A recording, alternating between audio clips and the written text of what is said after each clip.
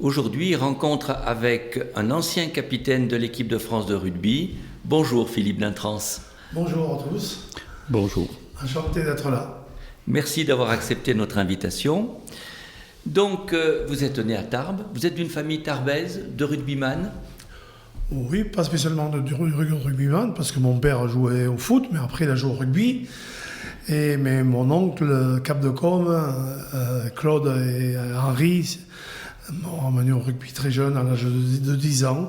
Donc on peut dire que je suis sorti d'une famille de rugbyman. Ouais. Et Bigourdan aussi. Oui, depuis longtemps, vos ancêtres sont originaires de la région. Oui, du côté de mon père, c'est Saint-Sever-de-Rustan, la fameuse abbaye.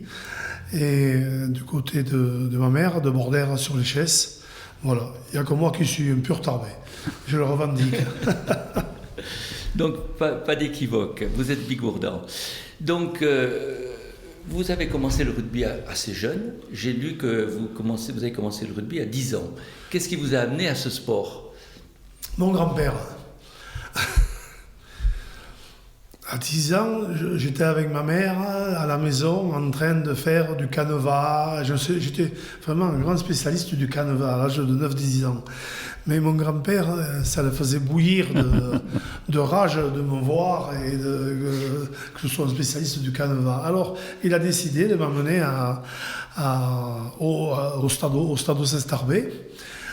Et le stade Saint-Tarbais, l'école de rugby s'entraînait à... Jules Soulet. Non, pas Jules Soulet encore. C'était à côté de chez Soulès, par là-bas. Ça appartenait à la ville de Tarbes, je crois. Au Pompon Vert, on disait un peu par là, non ? Oui, par là, on disait ça, voilà, ouais.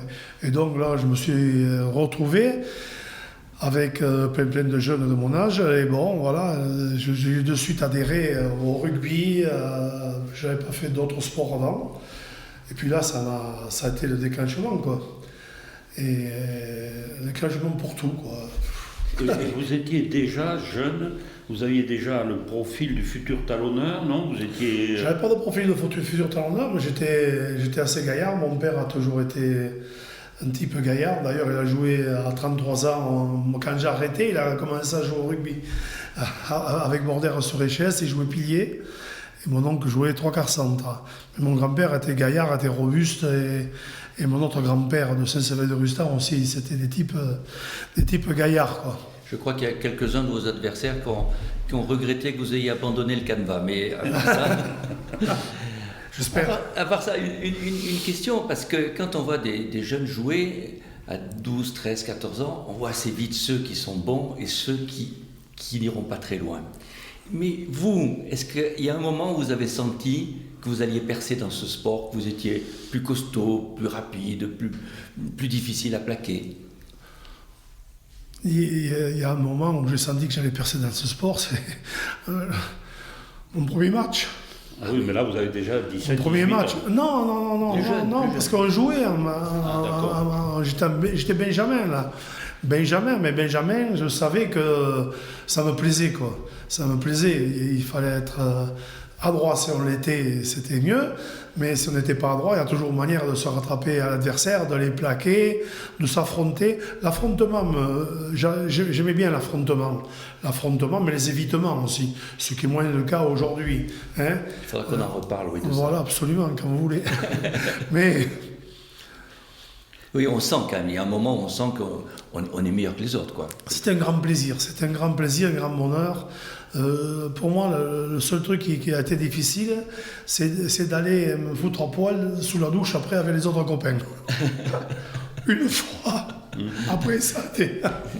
Mais bon, c'était le rugby comme ça, c'était vraiment formidable. Et dans votre génération, là, de jeunes, il y a eu d'autres... des camarades qui ont, sans avoir la brillante carrière que vous avez eue après, ont quand même été dans les équipes nationales. Oui, on s'est suivis, hein, on est pas mal à s'être suivis de Poussin Benjamin, Oui. En minime, en cadet, et après en junior. On a failli être champion de France, donc ça c'est pas bon. Mais on a failli être 2 fois et j'étais maffré un peu pour les titres. Et après, on les a retrouvés dans l'équipe du Stadeau, oui. Oui, absolument. Oui. Il y avait Larague, il y avait Pérez, les frères Pérez, Michel et Pierre. Il y avait, d'ailleurs, il y a un de ses fils qui joue au golf à haut niveau, là. Ah oui, mais qui est un très très bon golfeur. champion. Hein, oui. Donc il y avait quelques gars comme ça, bien trempés, et puis ils ont réussi, même s'ils n'ont pas été en équipe de France, il n'y a pas que ça qui compte, hein, mais ça a été vraiment des pupilles du Stadeau qui sont sortis et qui ont été dans d'autres clubs aussi. Hein.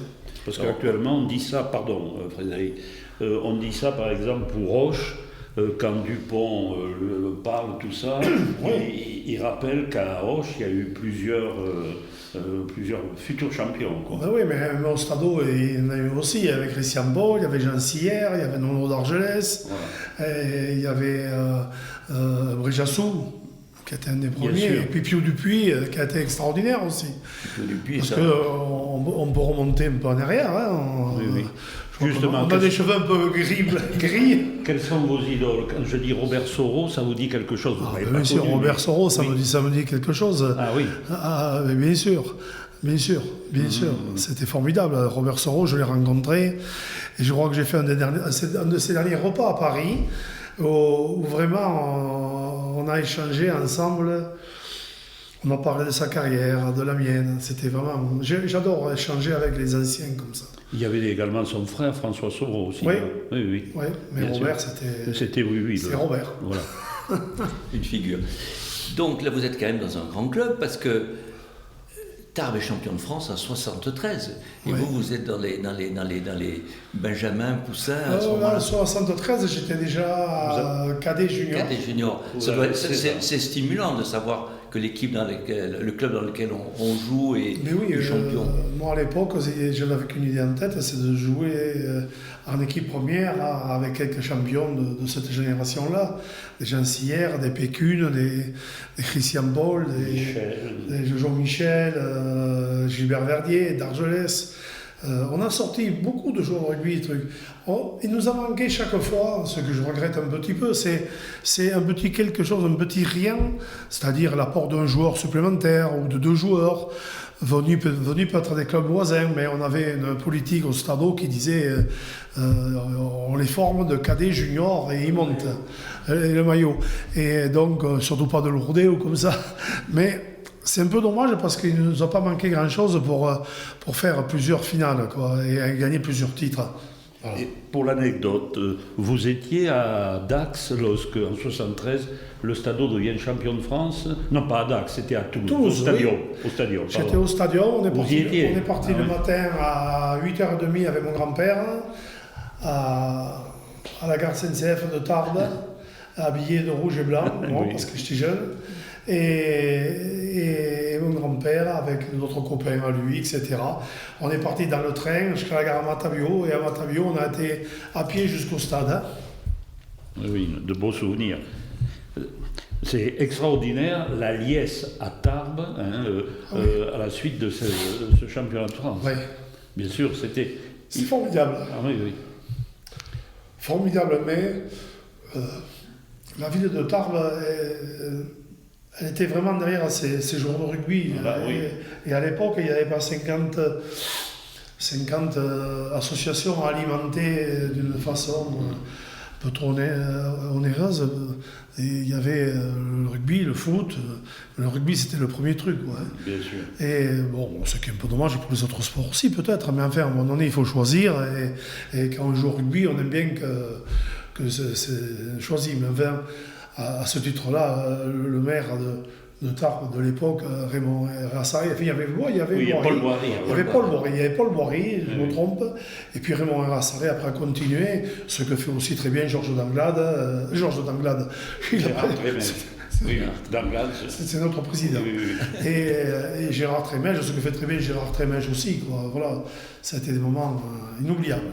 Et pour les jeunes, ils ne se rendent pas compte à quel point le rugby avait une importance à Tarbes. Oui. L'amour du club, l'amour du maillot. Qui est incroyable. Et même les différences qu'il y avait entre Tarbes, Lourdes, Bagnères. Moi, j'étais très étonné de voir de mes patients qui qui habitait Tarbes, mais qui était pour Bagnères, Oui. ou pour Lourdes, et puis vice-versa. Oui, oui. On se déterminait vis-à-vis d'un club. Absolument, absolument, absolument. On suivait un club, il suivait un club. Bon, les Tarbais, en principe, suivaient le Stade. Mais enfin, on a vu qu'ils suivaient un peu Lourdes, un peu Bagnères. Bon. C'était vraiment un engagement. Ouais, ouais. Donc vous êtes dans ce club qui brille, et vous rentrez en équipe première. Alors absolument, alors, ça a été un grand moment pour moi. J'étais donc cadet, junior, mais il faut que je le dise, j'étais tout le temps capitaine. Je suis rentré en Poussin, ou Benjamin, et c'est moi déjà qui prenais le commandement de l'équipe. Je dirigeais l'équipe, bon, par ma vaillance, de par aussi peut-être les tactiques qu'on avait adoptées. J'étais capitaine, j'ai toujours été capitaine. Comme ça, c'est plus facile pour moi. C'est pas un hasard. Hein, et c'était tellement formidable que je ne me rappelle plus où on était. Mais vous rentrez en 60. Oui, voilà, je rentre en équipe première. Vous avez 18 ans. Hein. À 75, oui. Oui, j'avais un peu moins, parce que j'allais à Jules-Soulet, j'allais au centre à Jules-Soulet, à Mobilette, j'allais à Jules-Soulet à Mobilette, je jouais en équipe première le dimanche, et j'allais au stade à Mobilette. Voilà, et ça a été un très très grand moment pour moi. Mais il y a eu l'histoire avec Norbert d'Argelès, et Norbert d'Argelès qui était l'ancien champion talonneur de l'époque, avec Tony Marin d'ailleurs, mais Nono d'Argelès avait joué un peu en équipe de France, il aurait pu jouer plus, m'avait appelé un jour dans son bureau, un certain jour de l'année 74-75, et me disant, il fallait que, si tu n'as pas d'inconvénient, Philippe, il faudrait que tu joues talonneur. Parce que vous jouiez à quelle place avant? Troisième ligne. D'accord. Troisième ligne, ça a toujours été mon poste. Troisième ligne aile, troisième ligne centre. Et lui, il me dit ça. Il me dit, je lui dis, ah bon, je ne sais pas pourquoi, monsieur Norgès, vous voyez, les entraîneurs, tout. Je ne sais pas pourquoi vous me dites ça, je veux pas ma place à troisième ligne. Mais bien sûr, tu auras ta place, tu auras ta place. Mais talonneur, tu auras ta place en équipe de France. Quand il me dit ça, j'avais des jambes dans son bureau, je vois encore son bureau, j'étais sur une chaise là, son fauteuil lui en face. Et je dis, mais ce type, j'avais beaucoup d'admiration pour lui, mais il est fou, quoi. En équipe de France, il me dit, mais qu'est-ce que tu as comme ambition? Je dis, moi, l'ambition, monsieur Dorgès, c'est de jouer en équipe première du Stade Oceste à Tarbes. C'est ça ma plus grande ambition, de jouer en équipe première. Ce que ça représente pour moi, c'est incroyable. Il me dit, tu es déjà ramasseur de balles, je te vois faire. Et là, ça va très vite. Le dimanche d'après, un junior, et pourtant j'avais un de mes meilleurs amis qui jouait talonneur, c'était Gilles Romeau. Gilles Romeau qui était très bon aussi. Et on était très copains, quoi, intimes. Et il est obligé de ne pas jouer pour me laisser jouer à moi. Et ça ne me plaisait pas. Bon, j'ai joué, j'ai fait mon match et tous étant convaincus il y a Tony Marin qui se blesse à ce moment-là, qui joue en première au Stade, champion de France. Ils ont convaincu qu'il fallait me faire jouer, quoi. Et, Tony n'est pas en forme, on va faire jouer le petit d'entrant. Le petit d'entrant, voilà. Alors, j'avais 17 ans. La mobilette. Et j'allais au stade comme ça, voilà. Et j'ai joué mon premier match. Et puis après, j'ai joué tout le temps, quoi. Après, vous avez joué tout le temps. Ah oui, ça y est. Mais Norbert d'Argelès, là, à l'époque où il vous recrute comme talonneur, qu'est-ce qu'il est? Il est entraîneur des juniors. D'accord. Il est entraîneur des juniors du Stade, dans lequel je fais partie pendant 2 ou 3 semaines. Ça a été vite fait, parce que ça a été de cadet, je monte en junior. Et là, le Stade, avec d'Argelès, Chat et Cazot, Louis Cazot aussi, qui était un grand joueur, Louis Cazot, en équipe de France aussi. Et là, ils avaient fait une équipe formidable de juniors. Et moi, je suis cadet, je vais m'entraîner avec eux. Et puis, à un moment donné, on fait la mi-temps. À la mi-temps, ils avaient fait 2 équipes, quoi. L'équipe 1, des juniors champions de France, et nous, des cadets. Il dit, le petit blond, là, le petit blond, tu passes de l'autre côté. Je dis, moi? Oui, toi. Ah bon, eh bien voilà, je passe de l'autre côté, j'étais intimidé. Et par contre, je dis, je vais jouer troisième ligne, et puis voilà, quoi. et puis c'est très bien passé, et à partir de ce moment-là, j'ai pu quitter l'équipe. Et alors, qu'est-ce qu'il faut comme qualité pour être talonneur? Qualité que Dargelès a vue en vous? Je pense qu'il a vu la première fois, c'était ma complémentarité au niveau technique, c'est-à-dire je savais à peu près faire plein de choses, parce que il faut savoir que moi je m'entraînais tout seul, chez moi, contre le mur, je passais le ballon au mur, et en avant, quoi. Et le mur me renvoyait le ballon un peu dans tous les étages, je lançais le ballon par-dessus les dalles, et au bruit, bim, bam, je fermais les yeux, bam, et là, tout d'un coup, je bondissais à droite, à gauche, je reprenais le ballon, mais bon, c'est pour ça que sur le terrain, j'ai jamais fait trop d'en avant. Surtout après, quand je devais faire les mêlées, ça m'intéressait pas trop les mêlées, hein, vous savez, à l'époque, elles étaient un peu tumultueuses. Et donc bon, Dargelès, il a vu ces qualités-là, puis l'abnégation que j'avais, la vaillance que j'avais, je n'étais jamais fatigué, je m'entraînais comme un branque. Et rapide aussi, non? Ouais, sur une vingtaine de mètres, ça allait. C'est ce qu'il fallait. Quand on joue talonneur, on n'a pas besoin de plus. Et pour les touches, est-ce qu'à l'époque, vous faisiez les touches? C'est moi qui faisais l'ensemble touche. Oui, Au début, non. Oui. Mais les touches, c'est pareil, quoi. Sur la maison de mon père et ma mère, j'avais fait des cercles, et en avant, je lançais le ballon dans ces cercles, j'essayais de toucher, truc, et puis après... Et pourquoi c'est le talonneur qui, en général, aujourd'hui encore, lance les touches? Ben oui, parce que je crois qu'il y a une connivence avec les secondes lignes, avec les sauteurs. Oui.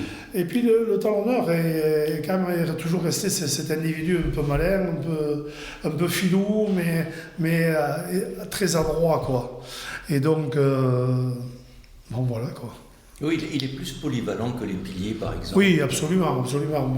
Surtout pas que Jean-Pierre Garru fasse les touches. Hein. il vaut mieux le garder. Et pour la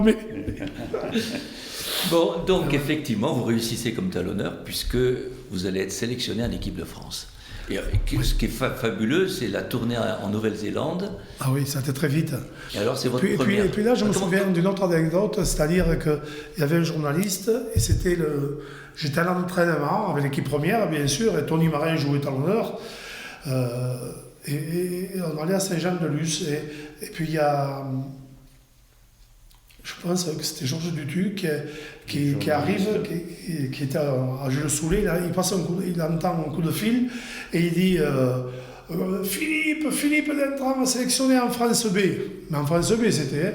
Bon, mais alors Tony Marin, il s'est enlevé de la mêlée, il m'a laissé. Je lui dis non, Tony, tu rigoles, quoi. Non, tu restes, c'est toi mon idole parce que tu es champion de France. Alors arrête un petit peu. Mais c'était un type, Tony Marin, très sensible. Et il ne m'a jamais mis les bâtons dans la roue, rien, au contraire. Il m'a toujours emmené, chouchouté, fait comme ça, voilà. C'était vraiment un type bien, c'est un type bien encore, puisqu'il est encore pas parmi nous. Et puis il a fait ses preuves aussi, comme en équipe de France. Il a été dans les cadres, dirigeants, tout ça, bon, voilà. Alors, quand est-ce que vous avez su, vous étiez sélectionné en équipe A? Du Stade? Non, d'équipe de France. En France B. Alors, France B... Non, mais François, après. Oui, mais après, il y a eu France B, parce qu'il y a eu quelques épisodes en France B. France B, moi, je rencontrais... J'étais avec des joueurs qui avaient 32 ans, 28 ans, 29 ans, qui n'avaient pas réussi assez vite. Et j'étais avec tous ces anciens, là. Alors, moi, j'étais le petit jeune, j'avais 18 ans. 18 ans, ça fait jeune hein, quand on joue au rugby. Tu avais des types comme ça qui avaient bien sûr la barbe, tout ça. Moi j'étais merde, bon. Et tous ces gens-là m'ont beaucoup apporté. J'ai un sens de l'écoute important quand j'aime les choses. Et Si, ils m'ont beaucoup apporté. Ils m'ont beaucoup appris en me disant, certaines petites combines, hein, d'autres grosses combines, hein, et des combinaisons aussi. Ils m'ont beaucoup apporté et je les appréciais beaucoup, je les badais, quoi. Et ces 5 ou 6 matchs que j'ai fait en France B m'ont fait beaucoup de bien pour aller en France A. Alors en France A, c'était 78, là, année 78, parce que avant d'aller en Nouvelle-Zélande, j'ai été au Japon. Il y avait une tournée en 78. On a fait Hong Kong, Japon, Canada. C'était de jolis voyages. Hein. Ah, oui. C'était le tour du monde déjà. Hein. Alors à 18 ans, faire le tour du monde avec les grands de ce monde, avec Jean-Pierre Rive, Cholet, Papa Rambord. Vous imaginez un peu la renommée de ces gens-là. Moi, quand ils voient ce petit jeune de 18 ans qui arrive, qui leur fout la merde, quoi. Parce que sur le terrain, c'est moi qui commandais. Hein. Sur le terrain de la mêlée, Jean-Pierre Rive, après, c'était mon capitaine. Donc, grand respect et admiration maintenant. Mais ce petit jeune de 18 ans, il arrive, mais il commande la mêlée, c'est moi qui commandais l'entrée en mêlée, etc. C'est le talonneur en général qui commande la mêlée? Oui. Qui commande les oui. positions? Oui, parce que le talonneur, il sent les 2 piliers, là, et il sent derrière les 2 épaules des secondes lignes. Et il voit si les 3e lignes, ils y sont ou ils y sont pas. Même à la fin, mes dernières années, je sentais si le numéro 8, je le voyais pas, hein. Je ne pouvais pas trop me tourner, mais s'il était là ou pas. S'il n'était pas là, il se prenait un saxo. Et donc, vous imaginez, à 18 ans et demi, à 19, je pars avec l'équipe de France A au Japon. C'est énorme. Et le capitaine, ce n'était pas Jean-Pierre Rive, d'ailleurs, c'était Jean-Pierre Bastia, qui est décédé il y a quelques temps. Jean-Pierre Bastia avec Toto Desclos, les anciens entraîneurs, Jean Piquet, de l'époque, quoi. Et il y avait Jean-Michel Aguirre avec nous, il y avait tous les grands de ce monde du rugby. Et moi, le petit, j'étais là. Et sur 50 matchs que vous avez fait... Ouais. Normalement, c'est 51, mais je les ai recomptés, mais je ne sais pas pourquoi. Sur Wikipédia, je vais porter plainte. Bon. Parce que, vous savez pourquoi? Non.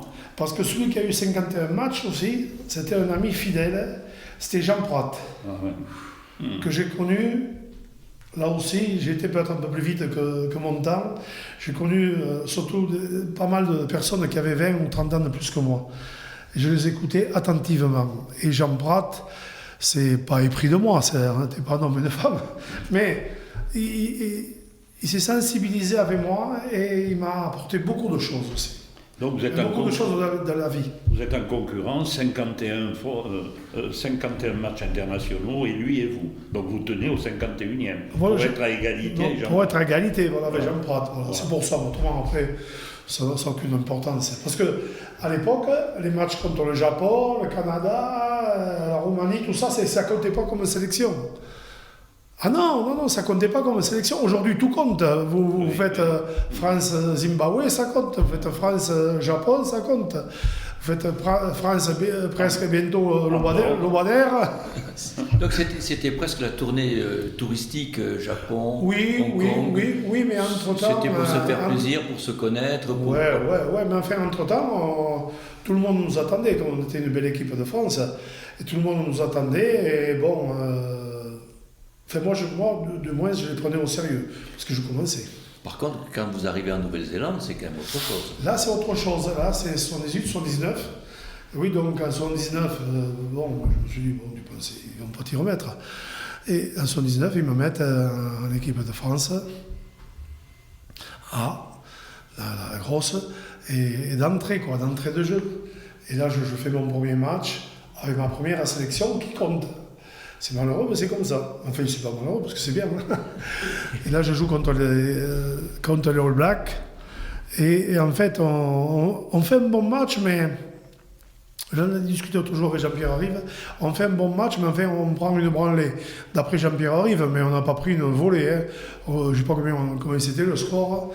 Bon, alors, on a passé une semaine... exécrable, mené par son capitaine Jean-Pierre Rive, qui nous a fait courir comme des lapins partout, des abdominaux de partout. On n'avait plus droit à ça, plus droit à ci, plus droit à ça. Et il avait raison. Je lui donne une entière approbation. Et après, on faisait des footings. Moi, j'étais pas mal au footing. J'étais aussi bien que Jean-Pierre. Hein. Jean-Pierre était fort. Hein. Et on faisait des footings. Les autres, ils étaient explosés. Explosés. Et ça, c'était là, à l'entraînement. Là, je me rappelle toujours ce dernier entraînement. Jean-Pierre, il faut arrêter parce qu'on ne pourra même plus jouer dans 2 jours. On ne pourra même plus jouer. Quoi. Et puis, non. Ceux qui ne veulent pas jouer, mais ils restent derrière. Et puis, alors, tout le monde s'y mettait. Quel est l'état d'esprit quand on a déjà été sélectionné plusieurs fois et qu'on ne sait pas si on va être à nouveau sélectionné? On chasse ça de son esprit ou c'est au contraire quelque chose qui ronge pendant plusieurs semaines? Ça a toujours été un moment d'anxiété énorme d'entendre prononcer son nom à la radio, parce qu'on était avertis par la radio. Quoi. Il ne vous téléphonait pas pour vous? Non. C'est de radio. Et là, voici l'équipe de France de rugby. Allez, bam, à gauche, à droite, Robert Paparamborde, Philippe Dentran. Oh putain, dans la maison, c'était la fête. J'étais, c'est bon. Il n'y a qu'un jour, un joueur m'a appris ma sélection, c'est Alain Paco. Alain Paco, qui est un excellent joueur de la SB Biterroise. Et il avait décidé de... Parce que il était devenu mon remplaçant, quoi. Et ça, bon, il avait assez de sélections, il avait prouvé assez de choses. Il a 6 ou 7 titres de champion de France. Et ça le faisait chier d'être remplaçant. Et donc, il m'avait appelé Alain Paco. Avant l'annonce de la sélection. Je lui ai dit, tiens Alain, adieu, ça va? Ouais. Écoute, je t'avertis que je renonce à l'équipe de France. Donc maintenant, tu es tout seul et tu vas pouvoir jouer tranquille. Voilà, je te le dis, si tu as besoin de quoi que ce soit, tu m'appelles, on se voit, et un type adorable, extraordinaire. Et donc c'est lui qui m'a annoncé ma sélection, quoi. Et 12 fois, vous êtes capitaine de l'équipe de France. Oui. C'est quand même une responsabilité extraordinaire et effrayante un peu, non? Non, mais comme je vous ai dit au départ, j'ai toujours été capitaine. Mais de l'équipe de France, c'est le Graal, quoi. Et dans ces 12 fois, je revendique 5 ou 6 de plus. Mais comme je vous disais à l'époque, il y a des matchs qui ne comptaient pas. Pour la Rugby Football Union, ça ne comptait pas comme sélection. Bon, alors, et quelle est la part d'initiative du capitain et celle de l'entraîneur qui a donné des consignes? Il faut être en phase avec l'entraîneur. Et moi, j'étais en parfaite phase avec l'entraîneur qui s'appelle Jacques Foroux. Avec Jacques Foroux, on était vraiment l'un et l'autre. On faisait partie du même comité. Il avait le même état d'esprit que moi. C'était vraiment un gagneur terrible. Et on s'entendait très bien. On faisait presque l'équipe ensemble. Parce qu'avant, il y avait des comités de sélection, et ceci et cela. Et on faisait l'équipe ensemble, quoi. Moi, il me disait, qui c'est que tu veux comme pilier? Qui c'est que tu veux comme seconde ligne? Et oui, parce que qui c'est qui est le mieux placé? C'est moi, hein, dans la mêlée. Oui, on avait une confiance tous les deux. Mais habituellement, le capitaine, il peut avoir ce rôle quand même. Oui. Par exemple, Jean-Pierre Rive, qui était un capitaine aussi éminent. Un jour, j'étais blessé. On ne peut pas faire jouer Philippe, il est blessé, il a la cuisse. Non, il va jouer. Je l'ai appelé, il va jouer. Ah bon? Il m'a appelé Jean-Pierre, je lui ai dit Jean-Pierre, je cours pas très bien. Hein. Non, mais c'est pas grave, je ne te demande pas de courir, je vais courir pour toi. Jean-Pierre arrive, c'était ça. Je veux que tu sois au rendez-vous, voilà, c'est tout. Puis, il s'était démerdé avec les sélectionnaires. Donc le capitaine joue quand même un rôle, je n'imaginais pas que c'était aussi important. Ah oui, et sur le terrain, est-ce qu'il est écouté par les autres? Ah ben oui, s'il n'est pas écouté, c'est pas un bon capitaine. Hein. Parce qu'il arrive, par exemple, quand ça commence à battre de l'aile, à rassembler les énergies, et c'est ça son rôle. Il fallait rassembler les énergies, oui. C'était vraiment, il joue le rôle de rassembleur, rassembler ses troupes pour qu'on soit tous dans la même lignée. Et ce qui étonne, c'est qu'on peut être beaucoup plus jeune que la plupart des coéquipiers et on devient capitaine comme Dupont, qui est jeune, à Toulouse, il est parfois capitaine. Oui, absolument. Voilà, et ça... Moi, au Stade, j'étais capitaine de Christian Paul, de Verdier, de Biescas, de Jojo Michel, je crois même un jour. On a l'impression que vous aviez l'habitude d'être capitaine et finalement, quand vous avez été capitaine de l'équipe de France, ça vous paraissait presque naturel. Ouais, c'était normal. Voilà. Moi, je voudrais revenir à cette tournée en Nouvelle-Zélande où vous commencez à jouer officiellement en France là, parce que vous avez quand même battu les Blacks. Ça va être quand même un souvenir, un souvenir ahurissant. C'était un moment extrême de folie, de joie, d'allégresse, de reconnaissance du rugby français aussi, parce qu'on n'avait jamais gagné en Nouvelle-Zélande. Et donc, on ne peut pas s'imaginer. Pour nous, les Néo-Zélandais, et pour toutes les équipes, c'était les champions du monde, quoi. Alors à l'époque, il n'y avait pas de championnat du monde. Et ça a été un truc formidable. J'ai jamais vu autant de gars sauter dans les vestiaires que ce jour-là, de joie, de bonheur, tout le monde s'embrassait. C'était vraiment... On avait gagné le Graal, quoi. C'est vraiment la reconnaissance du rugby français. C'était un exploit, quoi. Oui, surtout quand on regarde le match. Bon, on l'a vu il n'y a pas longtemps, il y a Henri Nero qui était de l'équipe, qui était conseiller départemental ou même qui était président du département de l'Ariège.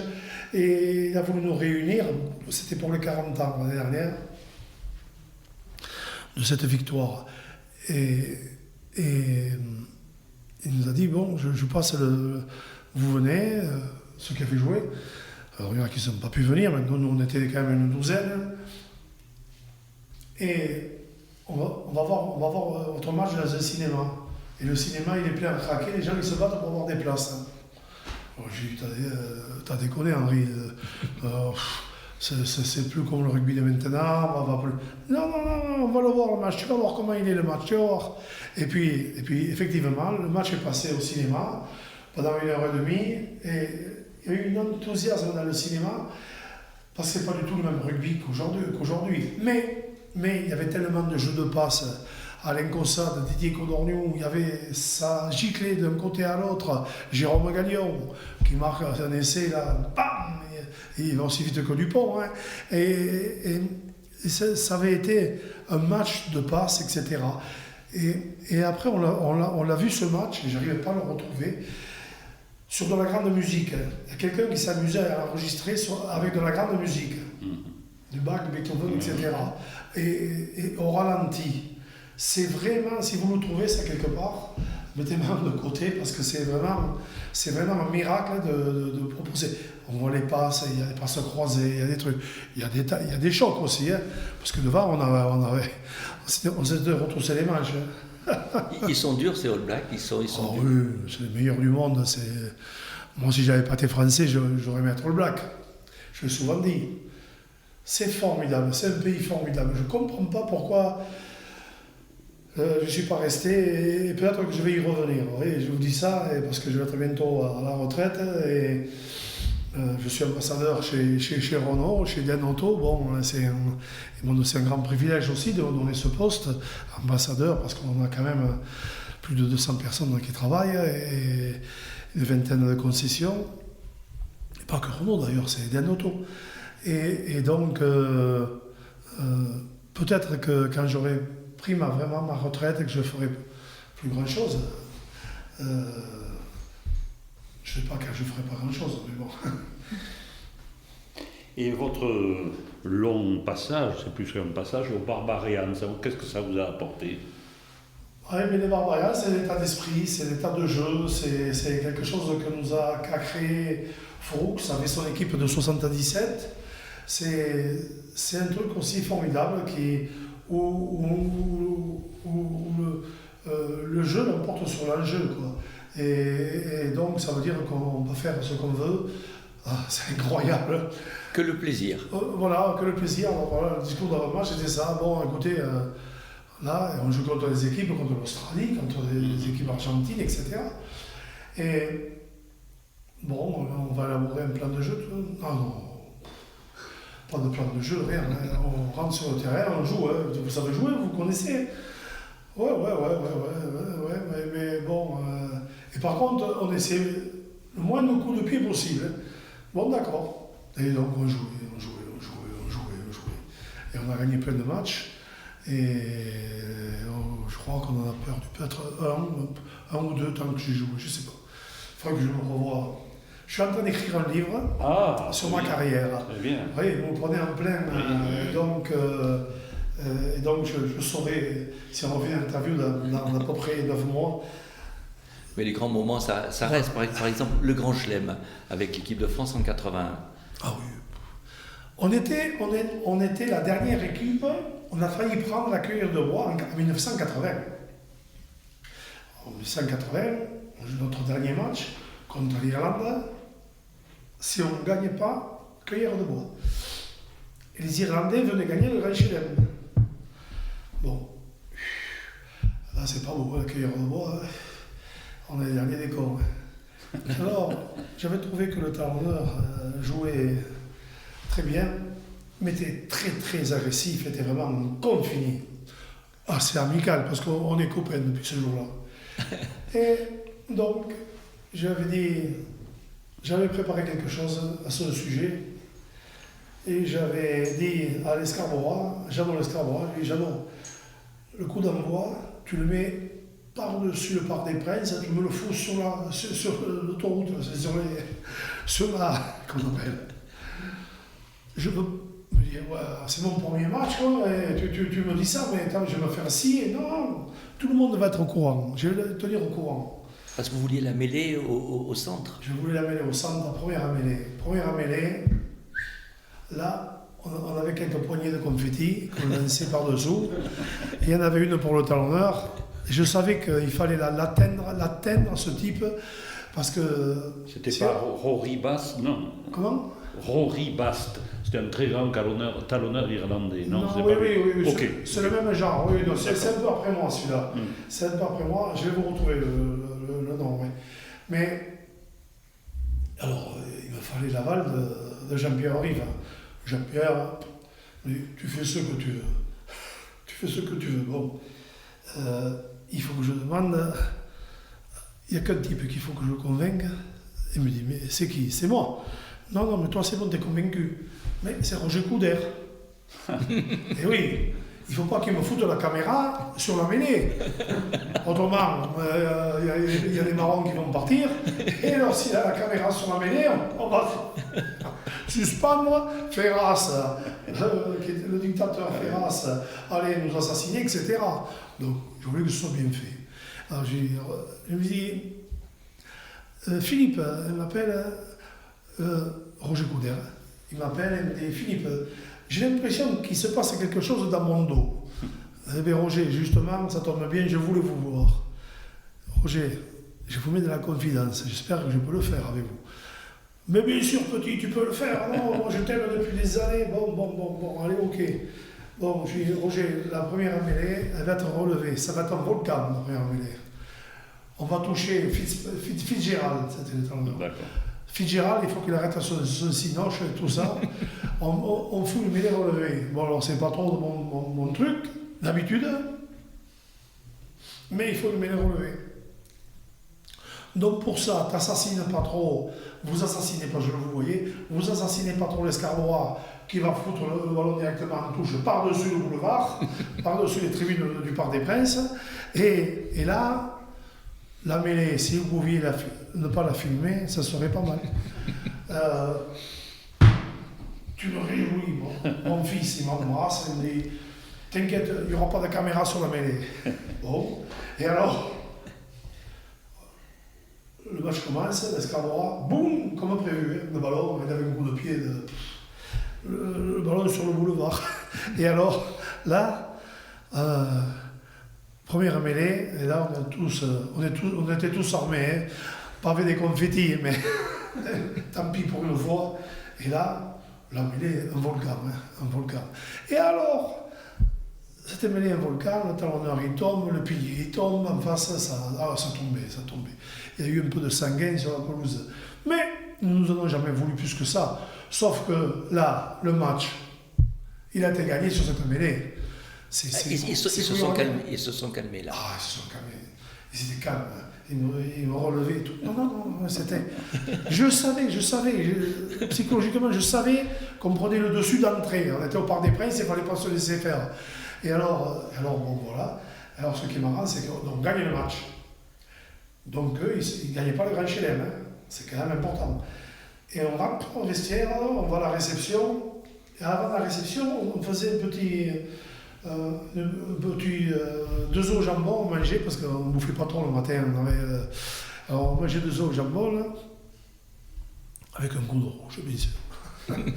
et on regarde le match qui commence. Alors, le match commence, bon, mêlée pour la France, non, mêlée pour l'Irlande, Jean-Louis Escarmora, bon, c'est la première fois, ça peut arriver, bon, il n'assassine pas. Et puis tout d'un coup, on voit la mêlée, mais on ne la voit plus. Et on voit le ballon sortir. Alors, au lieu de parler du ballon qui sort, Roger Coudert, la mêlée, un volcan, il y a 3 Irlandais qui ont été touchés, ils sont morts. Enfin, il a rajouté, hein. Alors moi, je vois Roger Coudert, je dis, Roger, qu'est-ce que tu as fait? Tu m'avais dit que tu disais rien. Ah, écoute, petit, j'ai pas mis la caméra. Alors, tu m'as fait couper l'image, mais le son, tu me permets, hein. Ouais. Et Roger Coudert, donc, il joue un rôle dans l'équipe de France. Énorme. C'est un type formidable. Des journalistes, je me fais taper sur le doigt si je dis qu'il en manque comme ça aujourd'hui, mais vraiment, c'était un journaliste. Je crois qu'il a fait du bien au rugby. Avec monumental, il a fait extrêmement de bien au rugby. C'était énorme. C'est formidable. En vous écoutant, on se rend compte à quel point le rugby, c'est une grande famille. Parce que la façon dont vous parlez des anciens, des copains, tout, on sent que c'est des amitiés qui sont Ouais. pour la vie. Ouais, oui.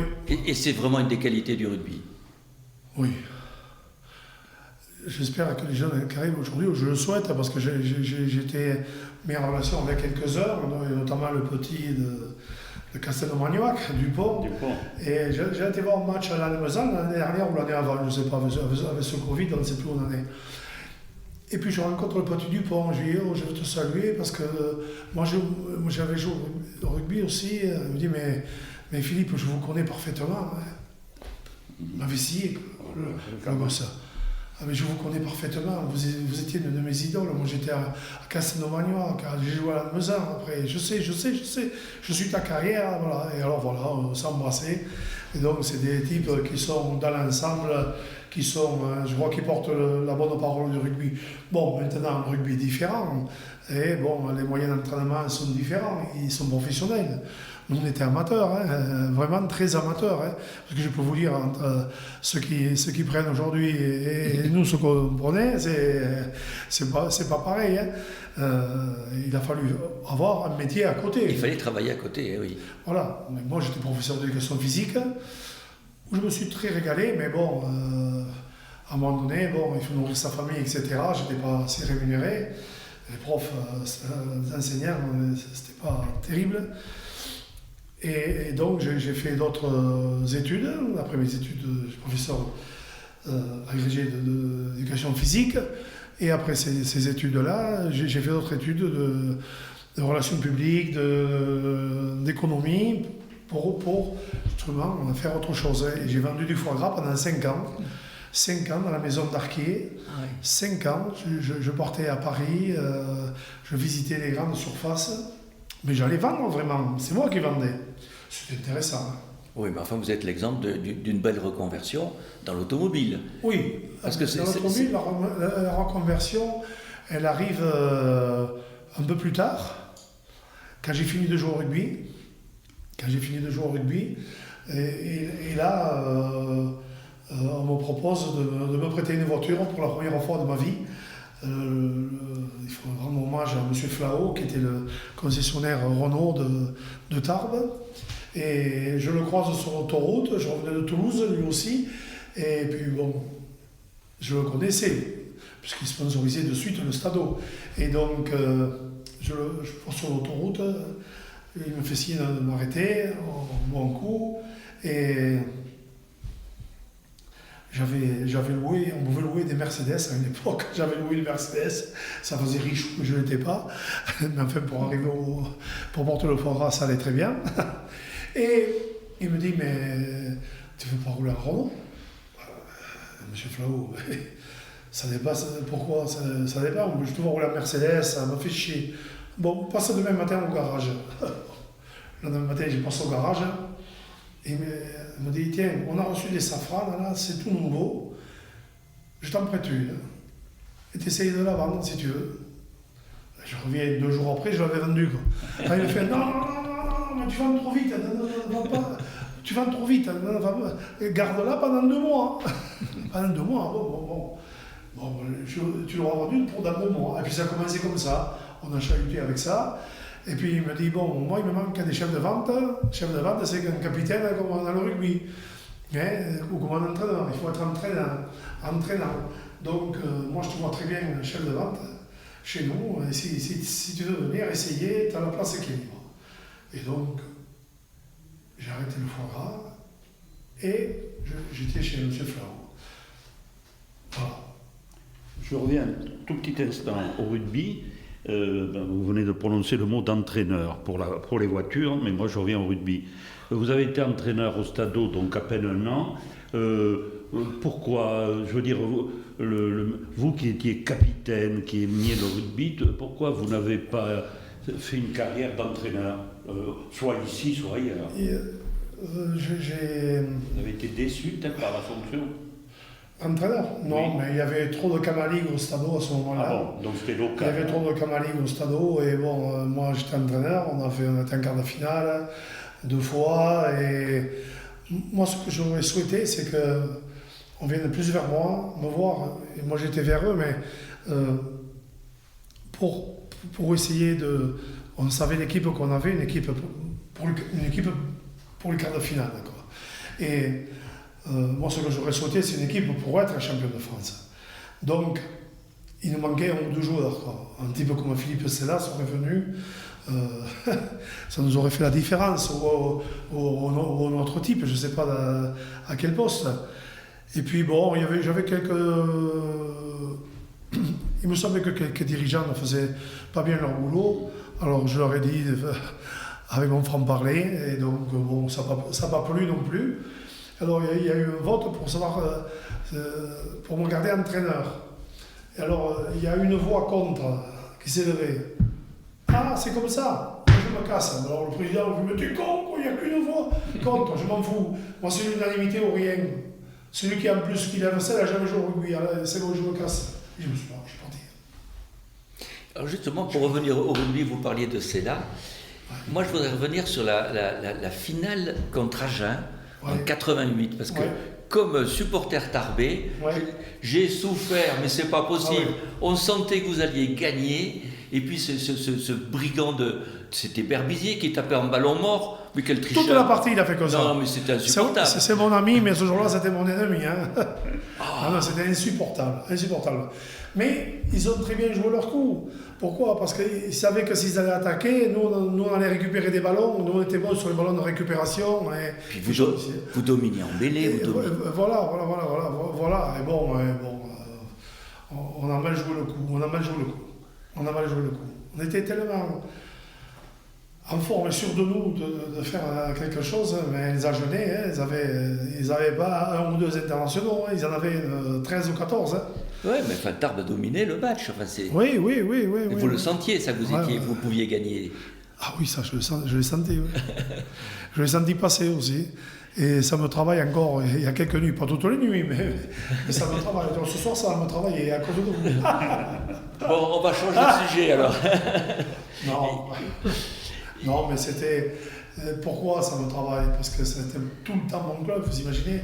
Je n'ai joué que dans un club, vous n'avez jamais changé, ah oui. Le Stade OCC Tarbes, et être champion de France avec eux. Je voulais ramener à Tarbes le bouclier des bonnes, je voulais le ramener. Et je ne l'ai pas ramené. Oui, mais enfin, ça s'est passé à peu de choses. Ouais. C'est Berbizier, quand même, qui est le responsable. Et toujours pour rester alors dans le rugby, les anciens comme Jean-François et moi, qui sommes encore plus vieux que vous, hein, quand on voit les matchs de rugby de cette époque, pour nous c'est ça le beau rugby.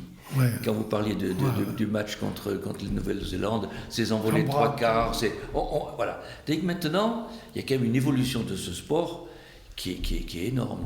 D'abord un sport qui était un sport d'évitement, un sport de stratégie, qui devient un sport de collision, de destruction. Collision.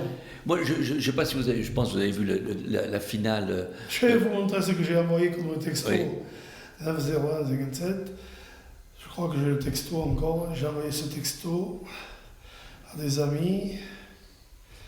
J'ai envoyé un texto à propos du carton qu'il prend, le plit arrière de... Ah, mais Médard, là, Maxime. Médard. Ouais, Maxime. parce que ce match, je voulais parler de ce match, Voilà. La Rochelle-Toulouse, c'était d'une violence Oh, c'est une tuerie. incroyable. Moi j'ai dit, ouais, absolument.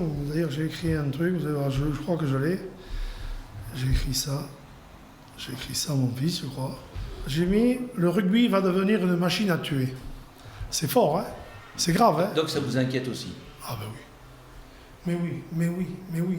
C'est Rochelais, bon, ils sont bons, etc., tout ce qu'on veut. Mais ils sont fous. Ils sont bons, ils vont se faire mal, les gosses. Moi, je suis content que mon fils joue pour rugby. Et pourtant, quand même, il me semble que les arbitres et les règlements sont plus stricts pour les coups, tout ça, qu'ils n'étaient à votre époque. Ouais, mais à notre époque, il y avait deux baffes, et puis ça allait, quoi. Bon, ça saignait un peu, et bon, il n'y avait pas de gros cartons comme ça. D'ailleurs, on était moins entraînés qu'eux, puisqu'ils sont professionnels et que nous, on était amateurs. Bon, voilà. Et qu'est-ce que vous pensez, dans un tout autre domaine, de la présence de la télévision, c'est-à-dire en cas de litige, on fait appel à l'arbitre à la télévision? Moi, je trouve ça intéressant, mais il y a des arbitres qui ne sont pas fiables. Il faut qu'ils arrêtent d'être arbitres, quoi. Oh, c'est toutes les 3 minutes qu'ils regardent le truc. Attendez, monsieur. Et puis, comment ils donnent des ordres aux joueurs, là. Ne montez pas, vous. Non, mais moi, il me dit un truc comme ça. Je dis, mais bah, toi, que je fais ce que je veux. Siffle-moi hors jeu. Mais qu'est-ce que c'est cette histoire-là? Que l'arbitre commande comme ça les joueurs, comme si c'était des gamins, des pigeons de 6 semaines. Non. Vous avez vu Non, que j'aime pas du tout. Serein est réprimandé très souvent. Serein. Oui, aussi. Ouais. Mais bon, il ne mérite pas nécessairement à chaque fois. Hein. Bon. Oui, et c'est sûr que la violence est aussi liée au fait qu'ils sont plus lourds, ils sont plus entraînés, Oui. et ils sont habitués à rentrer dedans. Vous imaginez les heures qu'ils passent en musculation, mais c'est 3 fois par semaine, et ils soulèvent des charges incroyables. Alors bravo, c'est bien, mais enfin, ça va, quoi. Un gars Chassin Il devrait limiter. ou un Guy Boniface, il ne pourrait pas jouer. Bon, il ne pourrait pas jouer, ça dépend, parce qu'on va faire la musculation aussi, donc... Ouais. Vous savez, on m'a dit ça l'autre jour, on m'a dit aujourd'hui tu jouerais pas. Hein. Ah, je jouerai pas. Méfiez-vous quand même. Alors j'ai dit, vous savez, mais il y a des gars qui jouaient avant moi, là. Jojo Dupuis par exemple, il faisait 100 mètres et il était à moins de 11 secondes. Jojo Dupuis, alors bon...